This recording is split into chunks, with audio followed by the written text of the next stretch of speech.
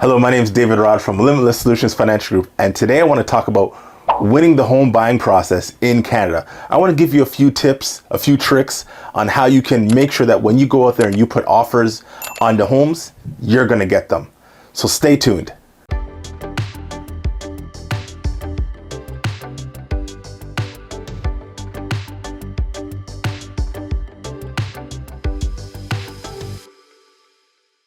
Winning the home buying process in Canada is essential if you want to get into a home or even upgrade and purchase another home. Because usually when homes are listed on the market, there are multiple bidders looking to purchase that property.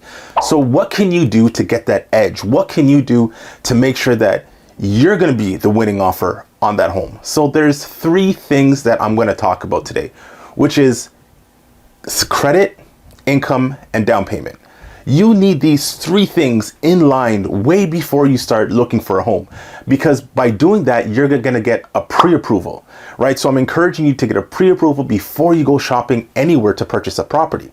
And you can get a pre-approval with us, we're mortgage brokers, or with your local bank. So what do you need to get a pre-approval? CID is what I want you to remember. C is for credit, I is for income, and D is for down payment. So let's get into it. Credit. First thing that you need to do is go to Equifax, go to TransUnion. Those are the two major credit companies that we use. There are other companies that aggregate that same data, so you might be able to pull a free credit report online from one of those other places. But what we're looking for is we're looking for your credit score, which is usually 680 and above is what the lenders want to see. Or you want to also look for what's in the credit report. Right? So you want to see the score, but you also want to see the history of the report. Are there any late payments? You know, are your credit cards maxed out? Anything like that. So let's dive into that a little bit deeper. So the general rule for each lender is 680 and above. But if your score is 640, 620, sometimes we can speak to lenders on your behalf and get an exception. What is an exception, you ask? Okay, well, an exception is when we go to lenders and say, hey, look, this client is strong.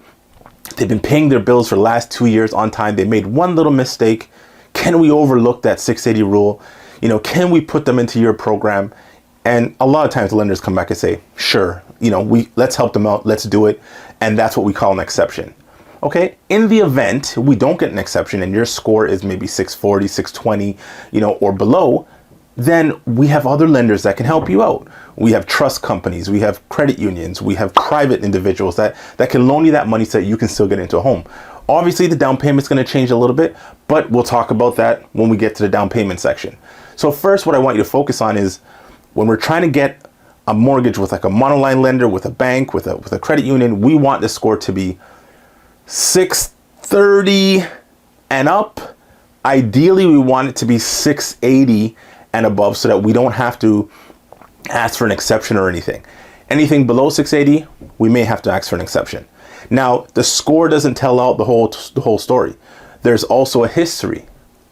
Are you maxed out on your cards? Are you using it up to 50%? Ideally, we like to recommend that you only use your cards up to 30 to 33%, right? So, and then you pay them off at the end of every month. This shows a really good credit profile, right? If you continuously do this, but we'll talk more about credit tips in some other videos. So we want to look at the history. We want to make sure that there's no collection. We want to make sure that we want to see if there's any errors. If there's any errors, we want to fix them first, right? And then get them corrected with the credit bureau so that they are reflected on your credit bureau and your whole credit bureau is accurate. Secondly, as I mentioned before, if your credit score is, you know, below 620, you know, 600s, 500s, even 400s, we can still get you a mortgage. It's just that you're going to have to go with a trust company, nothing wrong with a trust company, or a private mortgage, and you're going to have to put down a bigger down payment, right? So you're going to have to put down about 20%. Whereas if we can get you with a bank, a credit union, or something like that, and your score is stronger, you can put down 5%, and the banks can get that back-end insurance to get your mortgage funded. So ideally, that's where you want to try to be in those situations. So that's credit. So the next thing we want to go to is what? Income. So there's two types of income that we look at. Two types of income. One is self-employed income, and one is what I call 9 to 5 income. Salaried, you're hourly, your income is stable. As we know, with self-employed individuals, sometimes their income can fluctuate, it can go up and down. So there's a different way how we have to prove that income. Whereas if you work 9 to 5 or 10 to 6 or whatever your job is, or if you're on a salary, your income is more stabilized, and there's different ways how we can prove it. So for the person that's the salary, the hourly person, what we're going to be asking for is your last 2 years T4s. We're going to be asking you for a recent pay stub. We're going to be asking you for a job letter. These are the things that we want to see so that we can determine your income. And if there's any like overtime bonus or any other income that we can use, we need to see a 2-year history of that income to be able to use it and show that to lenders. Now let's talk about our self-employed people, myself included. As self-employed people, a lot of them don't show all of their income. Well, they show their income, but there's a lot of expenses that are deducted from it as well, right? So those are some of the things that you can do as a self-employed individual.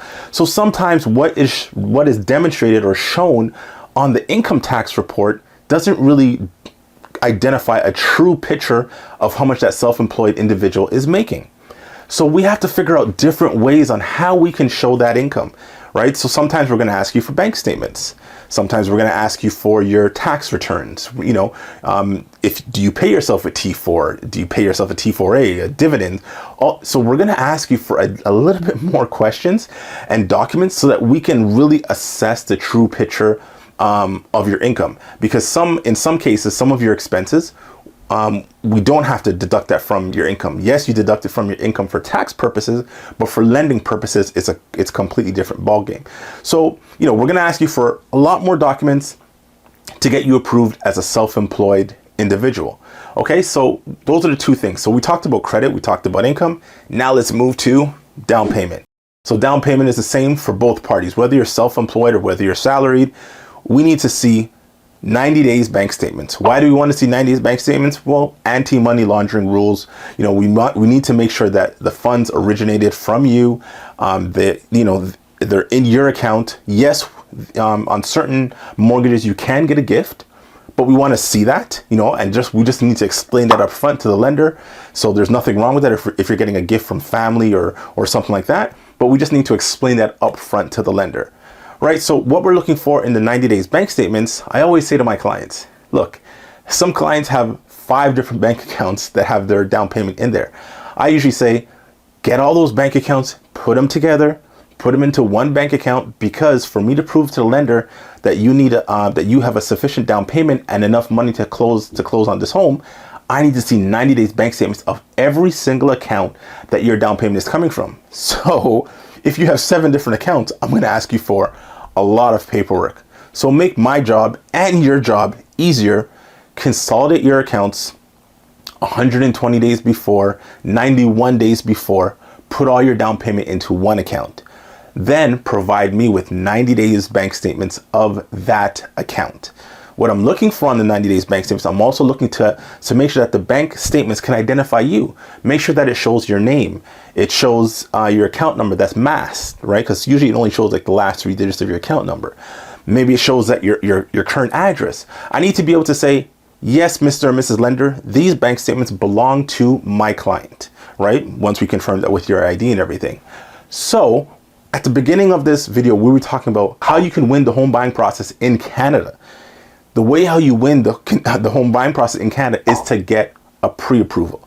And when I'm talking about, when I mention pre-approval, there's 2 ways you can get a pre-approval. You can just go into, maybe a bank or speak to a broker or something, and they can just give you a pre-approval based on what you're telling them. What you want is not a fully underwritten pre-approval, but you want a pre-approval that someone actually went through your documents. You want a pre-approval that someone actually took a look at your credit score, took a look at your income, took a look at your down payment, assessed it, and then gave you a pre-approval. Right? Because then there's no red flags, there's no surprises. We took care of everything up front. Once we get you a pre-approval, now when you go and you start going to all the listings and you start going to open houses to purchase your dream home or upgrade to your dream home or purchase your first home, now you have a pre-approval. You have the confidence that says, look, I'm approved for a mortgage of this amount. So now you have that confidence. You can put in your offer with confidence. You know, it's up to you if you want to waive conditions or not. We always recommend keeping conditions in there, meaning financing conditions, just to make sure that everything's okay.